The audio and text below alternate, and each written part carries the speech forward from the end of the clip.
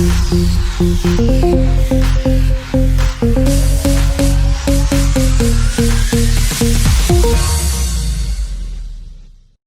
and gentlemen, I want to introduce you to a native New Yorker himself. He's from my neck of the woods. He's Brooklyn's borough president. Eric Adams is in the building. How you doing, sir? Good, brother. Listen, man, and what I love is that, you know, you really put the I in heart in iHeartRadio. Your heart is out to the community. Right. You at our toy drives, at different events. And, you know, it's really what someone behind the microphone should be about. Not only talking about it, but being about it. And you do it. And I appreciate you. Oh, no doubt, man. Thank you so much. And I appreciate you too, man. And first of all, let me just ask you, man, how are you doing? I know you navigating through this whole madness.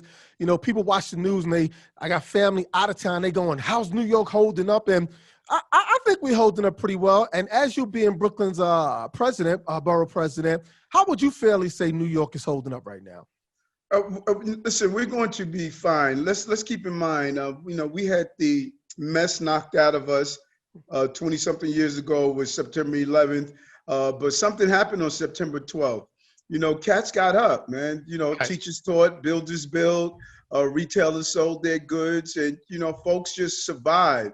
And I believe because of our strength, the entire country looked towards New York and said that, listen, these folks are resilient. And resiliency is part of what's being in New York is, you know, borrowing from the trademark of Snapple, we are who we are and we're good at what we do because we're made up of the best stuff on earth.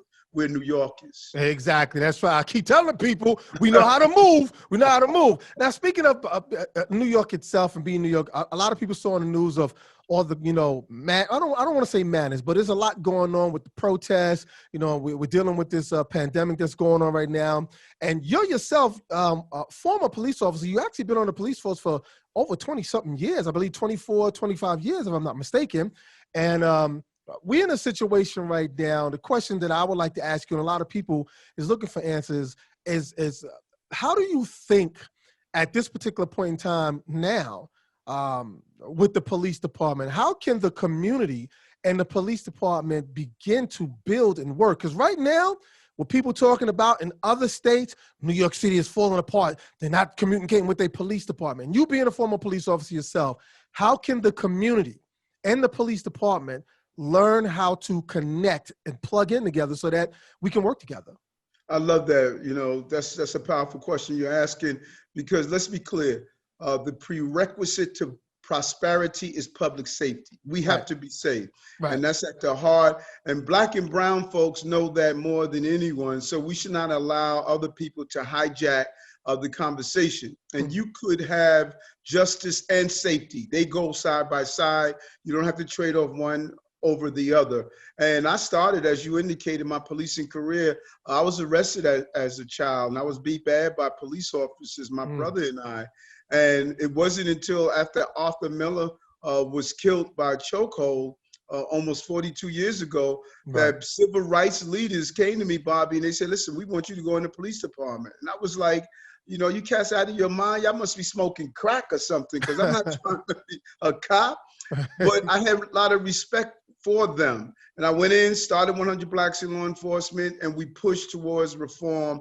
And I'm proud of what I see young people doing today about continuing that conversation on how do we get police where we're supposed to get it. And so I think there are three important things that we can do. Number one is that as those civil rights leaders told me 40-something years ago, that you cannot win the game if you're a detached spectator in the stands. You got to get on the field, get dirty, and get part of the battle. I'm encouraging young brothers and sisters to become members of the police department. We know what we want to change to look like, so we need to be about that change. We know some good brothers and sisters who have the right temperament, the right mindset, who are compassionate and caring, and know how to really deal with law enforcement in our communities. Second, we have to change the ecosystem of public safety.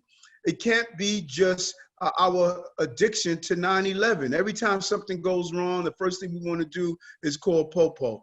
come and handle our problem. We have to really look at the CMS model, look at local community-based groups and organizations, the guard squads, crisis management team. We need to change the dynamic of how we police in our communities. And then lastly, we have to zero tolerance for those who abuse the power of public safety.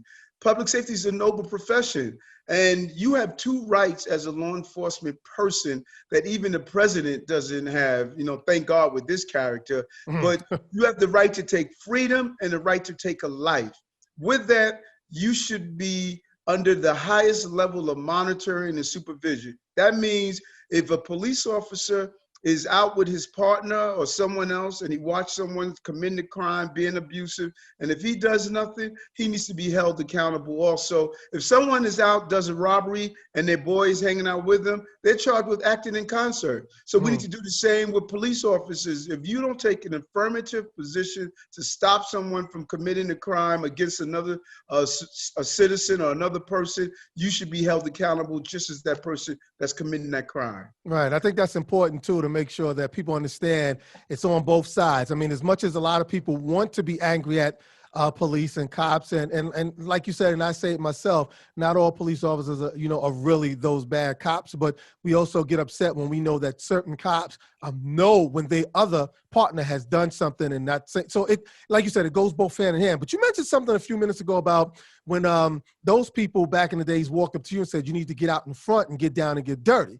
And speaking of getting down and get dirty, we already know, it's not a secret no more, that brother Leroy Adams has now thrown his pipes and everything in for the run of mayor of New York. Now, my question to you, I'm not sure if everybody else is going to ask this, are you ready to get down and get dirty? Because this is New York City, brother. It's so funny that I'll never forget this. This person who was getting their portrait done said to the artist, I know I have a big scar on my face, but remember I have a face. Right, and I say that to say, you could look at my journey in the totality of my life and you could point out, like, you know what, I don't like what Eric did or what he didn't do, but I want folks to remember I have a face. I have a face that fought against abuse. I have a face that fought to get the Rockefeller drug laws returned, a face that fought against making sure we had affordable housing in this city, fought against reversing our healthcare system. When you look at my face, my scars that you may see and don't like is not going to overshadow the full commitment of what I've done, as a young adult and as an adult. I woke up every morning and I've been true to this. I've been consistently consistent on fighting on the behalf of people who are living the life that I had to live. I love this city. I grew up in this city, and it wasn't always easy, brother. Let me tell you, as a child, we used to go to school every day, my 5 siblings and I, carrying a garbage bag full of clothing for the week, because my mom didn't want us to be embarrassed when the marshal came and threw us out because we couldn't pay the mortgage. She wanted us to have change of clothing. We had our hard times, and I know that we can do better as a city, brother. This city is dysfunctional, and because of this dysfunctionality, it is creating inequity among too many people. I know what works in the city, and I know what doesn't work, and I'm going to use the totality of my life to make sure we can deal with institutional poverty. Brother, trust me when I tell you, everyone talks about the industries in this city. The fastest and most profitable industry in the city is poverty.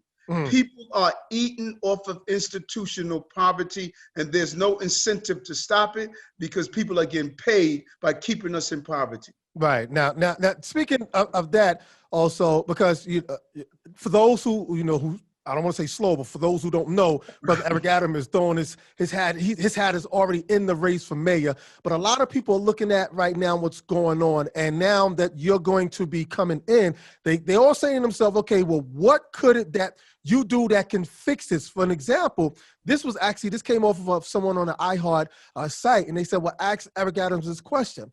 What about the homeless in New York City? It is really bad. And then I thought about it. I took that question and said, yes, that is an important question to ask someone who's getting ready to take over to run New York City as mayor.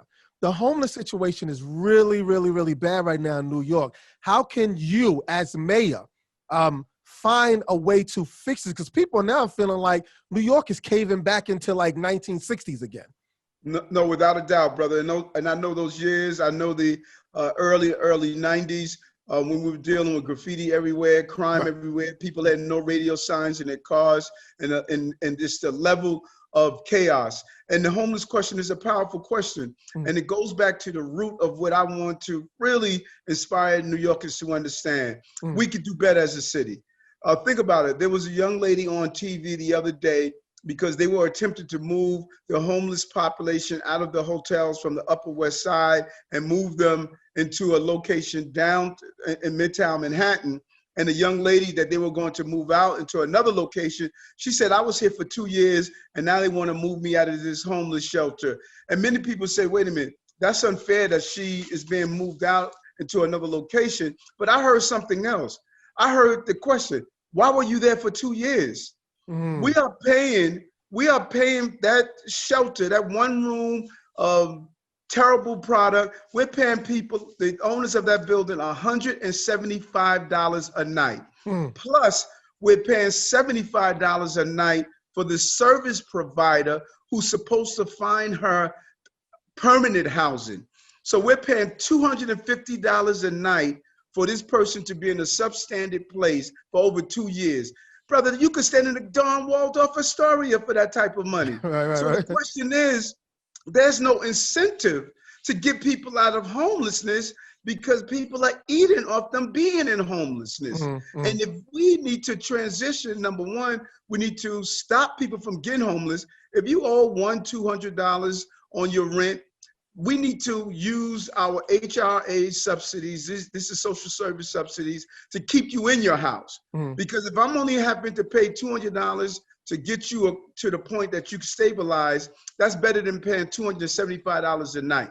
You know, the second, we need to look at all of these hotels we have in the outer borough that are really having some real problems with renting because tourism is no longer here.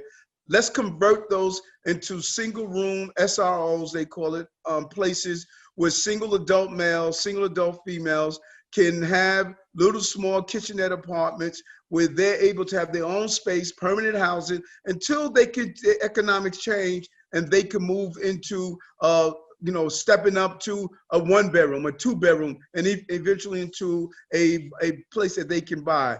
And then our seniors and those with mental health issues, because the street homeless that people are seeing, those are individuals for the most part who are dealing with mental health issues. They don't want to stay in shelters because they're being abused, robbed, assaulted.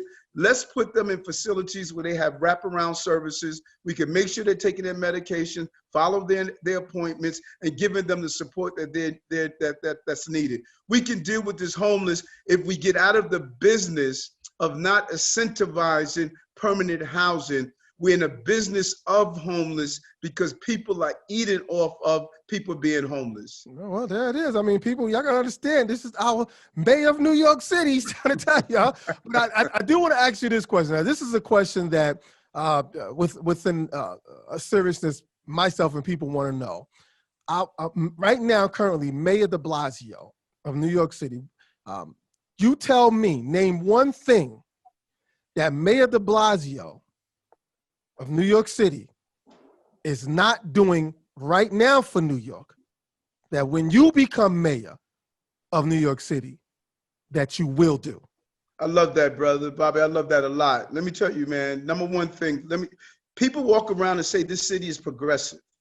First of all, I don't even know what the hell that term is anymore. But anyway, everybody say this is a progressive city.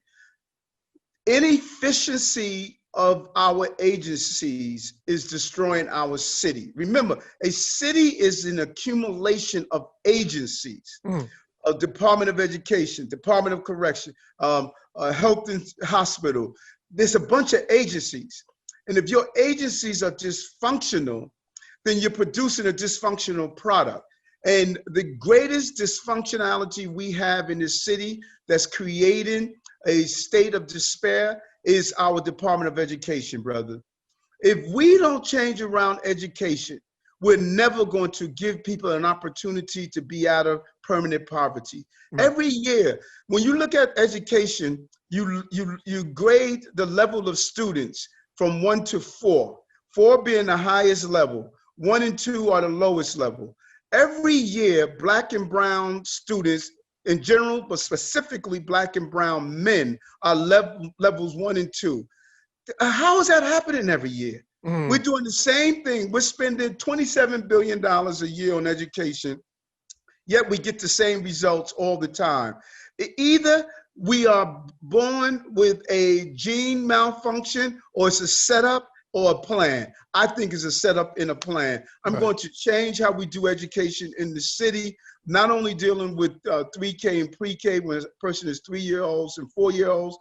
My plan is to go back from the time a mother is pregnant, give her a doula, teach her about health, nutrition, about brain development, so our children can start 3K and pre-K already like other students are doing across town, where they have 1 million words more than the children that are coming from South Side of Queens, Brownsville, Bronx. We are already being started out not being prepared, and I'm going to turn that around. We must get education right if we want to change it around. Why is it important, Bobby? Check this number out. 80% of the men and women that enters Rikers Island upon entry, they don't have a high school diploma or equivalency diploma. 40% of them is probably dyslexic. 55% have a learning disability. So it's not that people have committed crimes. No, we committed a crime on them by not giving them the education they need to be part of this society. Well, that's important. Education definitely is important. We definitely looking forward to, I know when I was growing up, there was a lot going on in the community that kept us busy, within the community centers, after school programs and stuff like that. And we definitely want that to continue. And I tell you, man, this was a great moment for me talking to you. I'm going to continue to keep reaching back to you because we're going to follow you through this whole thing.